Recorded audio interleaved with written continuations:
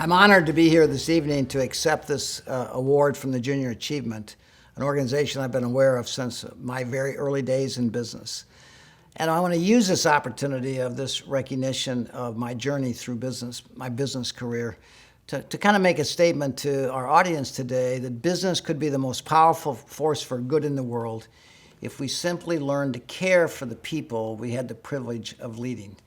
I'm going to remind you that before the pandemic, which has impacted us all in dramatic ways, that we had a crisis of leadership.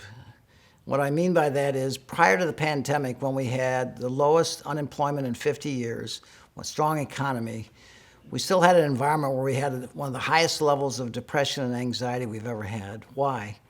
Because people felt used for somebody else's success, not cared for their success.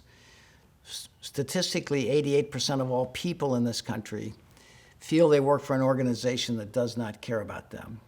65% of the people in this country would give up a salary increase if they could fire their boss.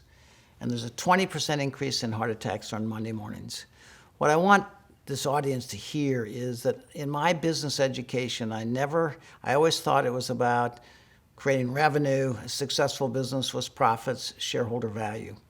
But I've learned that business could be the most powerful force for good if we cared about people. And the key transformation for me when I went from management to leadership is the day I realized that the people who work for me are not functions. They're not engineers, receptionists, technicians, IT.